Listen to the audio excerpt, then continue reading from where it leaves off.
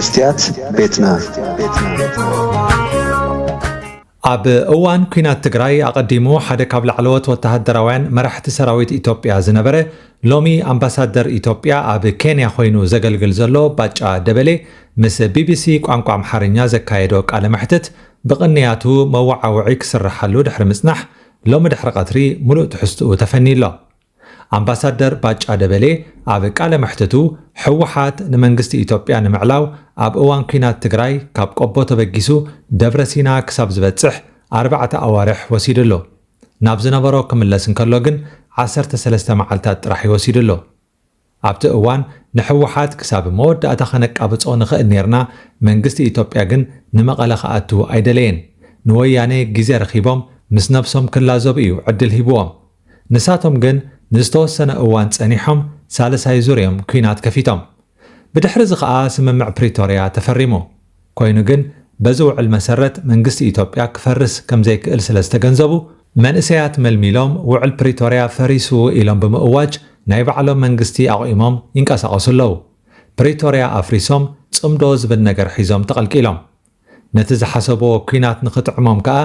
ነቲ ናይ ሻዕብያ ናይ ግፋ ሞዴል ናብ ትግራይ ብምምጻእ ኣማዕቢሎሞ ሕጂ ኩናት ክኸፍቲኦም ዝደልዩ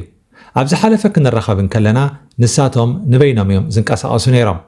ኣብዚ እዋን ግን እቲ መድረኽ ተቐይሩ እዩ ሕጂ ዞባዊ እዩ ኮይኑ እቲ መርበብ ካብ ሱዳን ክሳብ ሶማሊ ዝዝርጋሕ ጋዜጠኛ ቢቢሲ ኣምሓርኛ ፕሪቶሪያ ክፍረም እንከሎ ዓብ ተስፋ ከም ዝነበረ ድሓር ግን መልክዑ እናተቐየረን እቲ ሓደ ነቲ ሓደ እናኸሰሰ ናብዚ ሕጂ ዘለዎ ደረጃ ወዲቑ እዚ ስለምንታይ ኮይኑ ክብል ሕቶ ኣቕሪቦ ኣምባሳደር ባጫ ደበሌ ከዓ ዘይምልከቶ ኣካል ጣልቃ ስለ ዝኣተወ እየ ዝብል ናይ ሕወሓት ኣኽረርቲ ዝበሃሉ ኣለዉ እዚኦም ሰላም ዝበሃል ኣይደልዩን እዮም ሰላም እንተተረኺቡ ንሶም ናብ ሕጊ ክቐርቡ እዮም ብዲዲኣር ክፋነው ዝነበሮም ነይሮም ኩሎም ኣይተፋነውን ብመሰረት ውዕል ፕሪቶሪያ ከበድቲ ኣፅዋራት ከረክቡ ነይርዎም ነዚ እውን ኣይገበርዎን ዘረከብዎም ኣፅዋራት ዝተባላሸዉ ኣፅዋራት እዮም ነይሮም ሕጂ ነቲ ሓቢኦሞ ዝነበሩ ታንክን ጸረ ነፈርትን የርዩና ኣለዉ እቲ ዘገርም መንግስቲ ኢትዮጵያ ብመሰረት ውዕል ፕሪቶሪያ ክሕዞ ዝግብኦ ዝነበረ ቦታ ኣይሓዘን ሞራል ንምሕላው ክብል ኣይገበሮን ሰላም ንምምጻእ ክብል መንግስቲ ሕድገታት ገይሩ ሕወሓት ግን ንፌደራላዊ መንግስቲ ከዲዖም ምስ ሻዕብያ ተጣቢቖም ቀተልትና እዮም ዘመትና እዮም ብኣሰቃቂ መንገዲ ደቂ ኣንስትዮና ዝደፈሩ እዮም ኢሎም ምስ ዝኸሰስዎም ጽምዶ ወይ ሕብረት ፈጢሮም ንጌታቸው ረዳ ኣይንደልዮን ኢሎም ምስ ሰጎግዎ ሕራይ መን ይቀየረልኩም ተባሂሎም ሌተናል ጀነራል ታደሰ ወረደ ይኹነልና ምስ በሉ መንግስቲ ከም ድሌቶም ንታደሰ ኣቐሚጡሎም ሕወሓት ብረት ስለ ዘይረከበ ኣይኮነን ዘይእሙን ውድብ ዝኾነ ሕወሓት ካብ ፈለማ እውን ዝእመን ውድብ ኣይኮነን እሙን ዘይኮነሉ ምኽንያት ነቲ ን21 ዓመታት ከም ባርያ ዘገልግሎ ዝነበረ ሰራዊት ኢትዮጵያ ብሓደ ለይቲ ስለ ዝሓረዶ እዩ ሕወሓት ካብ 600,000 ክሳብ 1 ሚልዮን ዝኸውን ሰብ ተጎዲእኒ ወይ ተቐቲሎምኒ እዩ ዝብል ስለዚ እቲ ነዚ ኩሉ ሰብ ዘወድአ ናይ ሕወሓት ጋንግ ወይ ገበናዊ ጉጅለ ብፕሪቶሪያ ምኽንያት ሓደ ነገር ክገብር እዩ ኢሉ ከኣምን ዝኽእል ዓሻ የለን ጋዜጠኛ ቢቢሲ ኣምሓርኛ ንስኻ ከም ትብሎ ተጸሚዶም ኣይተጸሚዶም ዘምጽእዎ ለውጢ የለን ሕወሓት ግን ሎሚ ቅነ ኣብ በበይኑ ቦታታት ህዝባዊ ኣኼባታት ክገብር ቀኒሎ ላዕለዎት መራሕቱ ከዓ ህልውናና ዘረጋገጽ ኣብ መቓብር ብልጽግና እዩ እዮም ዝብሉ ዘለዉ ከመይ ትርእዮ ክብል እዋናዊ ሕቶ ኣቕሪቦ ባጫ ደበሌ እወ ኣኼባታት ኣካይዶም እዮም ኣብኡ ግን ህዝቢ ንሕና ንዓኻትኩም ሽማግለታት ክንብል ኣይንመውትን ኢና ናይ ትማሊ ቁስልና ኣይሓወይን ንብዓት ኣዴታት ስውኣት ኣይደረቐን ስለዚ ካብ ስልጣንኩም ውረዱ ክብል ኢና ሰሚዕናዮ ሓደ ጭቡጥ ነገር ግን ክነግረካ ወይ ክሓተካስኪ ሕወሓት ኣብ ደብረሲና እንከሎ ድዩ ዋላስ ኣብዚ እዋን እዩ ዝያዳ ሓይሊ ዘለዎ ድሓን ነዚ ሕቶ ባዕለይ ክምልሶ ሕወሓት ናብ ደብረሲና ገጹ ክግስግስ እንከሎ እዩ ዝያዳ ሓይሊ ነይርዎ ሽዑ ናይ ሰሜናዊ እዚ መሳርሒ ብረት ዓጢቑ ነይሩ ህዝቢ እውን ኣብ ጎኑ ኣሰሊፉ ነይሩ ብኣህጉራዊ ደረጃ እውን ዲፕሎማስያዊ ድጋፍ ነይርዎ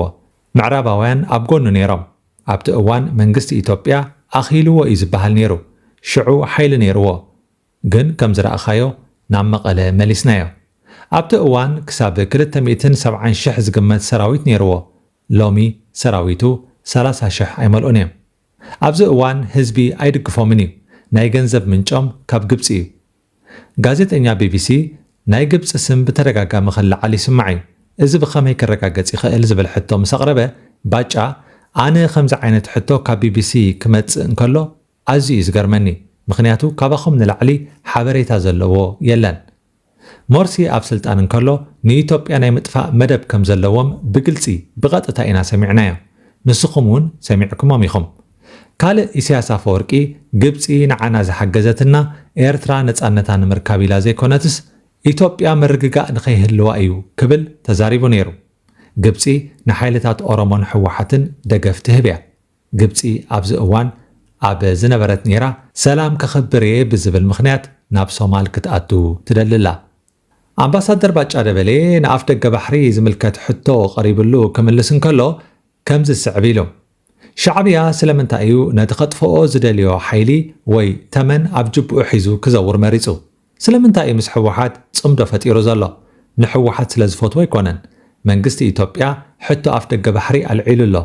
ነዚ ብዲፕሎማስን ብዝርርብን ክረኽቦ እንተዘይክኢሉ ኩናት ምኽፋቱ ኣይተርፎን እዩ ኩናት ክኸፍት እንተኾይኑ ከዓ ብትግራይ ኣቢሉ እዩ ክወፍር ስለዚ እቲ ኩናት ፈለማ ኣብ ትግራይ ክኸውን ኣለዎ ብድሕሪዚ ነቲ ዝደኸመ ሓይሊ ኢትዮጵያ ባዕልና ክንምክቶ ንኽእል ኢና ብዝብል ስቱፒድ ዝኾነ ቀመር ኣቐሚጡ እዩ ሻዕብያ ምስ ሕወሓት ጽምዶ ፈጢሩ ዘሎ ናይ ዓሰብ ጉዳይ ግን ብሓይሊ ዝፍታሕ ኣይኮነን እቲ ሕጂ ዘሎ ጂኦፖለቲካዊ ኣካይዳ ንሰራዊት ኢትዮጵያ ብኩሉ ኣንፈት ዓቕሉ ኣጻቢብካ ምድኻሙ እዩ ናይዚ ስራሕ ሓለቓ ግብፂ እያ ኮይኑ ግን ስልቲ ኩናት ተቐይሩ እዩ ድፍዓት እናተቆጻጸርካ ዝካየድ ጥንታዊ ናይ ኩናት ስልቲ ይኮነን ዘሎ ሎሚ እዋኑ እዋን ቴክኖሎጂ እዩ ሱዳን ነቲ ኩናት እንተኣትያቶ ኢትዮጵያ ኣብ ሓፂር እዋን ነቲ ተገማሚዑ ዘሎ ምስ ሰራዊት ሓምዳን ደጋሎ ኣብ ኩናት ዘሎ መንግስቲ ሱዳን ከተቃብጾ እያ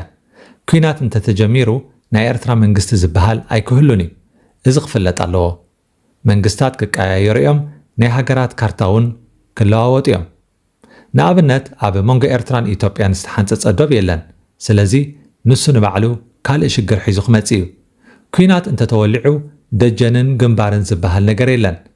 ኣብዚ ዘመን ዝፍጠር ኩናት ደጀንን ግንባርን ዝበሃል ነገር የብሉን ኩሉ ግንባር እዩ ስለዚ ኣስመራ ደጀን ኮይኑ ከባበባ ድመ ግንባር ክኸውን ኣይክእልን እዩ ክልቲኦም ግንባራት እዮም ካርቱም ደጀን ኮይና ኣልፋሽቃ ግንባር ክኸውን ኣይክእልን እዩ ስለዚ መንግስታት ክፈርሲኦም ጂኦግራፉን ክቕየር እዩ ኣብ ሎሚ ኮይነ እዚ መሬት ናብቲ እቲ ሓደ ናብዚ ክኸውን እዩ ክብል ኣይክእልን ግን ክቀያየሩ እዮም ውፅኢቱ ንሱ እዩ ጽምዶ ዝበሃል ገዲፎም ብዝርርብ እንተዝፈትሕዎ መሓሾም ንመንግስቲ ኤርትራ ዝተንከፎ የለን ጉዳይ ሕቶ ባሕሪ ምስ ተላዕለ መንግስቲ ኤርትራ ልኡላውነተይ ተተንኪፈ ኢሉ መንግስቲ ኤርትራ ግን ብዛዕባ ልኡላውነት ናይ ምዝራብ ሞራል የብሉን ምክንያቱ መንግስቲ ክነሱ ኣብ ጉዳይ ኢትዮጵያ ጣልቃ እናኣተወ ንሕና ንዓሰብ ብዝርርብ ስለ ዝበልና ከመይ ገይሩ እዩ ብዛዕባ ልኡላውነት ሕቶ ዘልዕል ኣብ ናይ ትግራይ ጉዳይ እቲ ኣኽራሪ ናይ ሕወሓት ጉጅለ ብዛዕባ ህዝቢ ኣይግድሶን እዩ ህዝቢ ትግራይ ግን ይኣክል ክብል ይግባእ ፋኖ ነንባዕሎም ኣብ ፀገም እዮም ዘለዉ እዚ ኣብ ክልል ኦሮሞ ዘሎ ሓይሊ ንዝምታ እንተዘይኮይኑ ደው ኢሉ ክዋጋእ ዝኽእል ሓይሊ ይኮነን ግልፂ ክነግረካ ኣብ 4 ኪሎ ሰብ የለን እንተዝበሃል ሓዲኦም ናብ 4 ኪሎ ክመፁ ኣይክእሉን እዮም መን ይኽመፅእ እስከ እንታይ እዮም ክገብሩኸ ዘመነ ካሴ ድዩ ክመፅእ ኣይመፅን እዩ ስለዚ ገንዘብ ተደልዮም ምስ መንግስቲ ይዘራረቡ እሞ መንግስቲ ገንዘብ ሂቡ የፋንዎም ሰላም እንተዘይመፅኡ ግን ክንዋዳእ እንተዘይኮይኑ ሰዓርን ተሰዓርን ኣይክህልዎን እዩ ክቡራት ተኸታተልቲ መስትያት ቤትና እዚ ክነቕርበልኩም ፀናሕና ሎሚ ኣምባሳደር ባጫ ደበሌ ካብ ኬንያ ምስ ቢቢሲ ቋንቋ ኣምሓርኛ ዘካየዶ ቃለ መሕትት ናብ ትግርኛ ዝተተርጎመ እዩ ነይሩ መደብና ኣብዚ ክነጠቓልል ኢና ጽባሕ ብኻልእ ኣርእስቲ ክሳብ ንራኸብ ደሓን ፅንሑ መስትያት ቤትና መስትያት ቤትና ንሓቀኛ ምስሊ ኤርትራ ንምንጽብራቕ ዝተፈላለዩ ጽሑፋት ተንቀሳቐሲ ምስልታትን ቃለ መሕትታትን ሒዛ ብዘካርያስ ክብረኣብ እናተዳለወት እትቐርብ መደብ እያ كفوت لساني من يزعصوني هاي سجدن علي عبطاقوت ملاخي قطاوخي قنا مسلي فتحي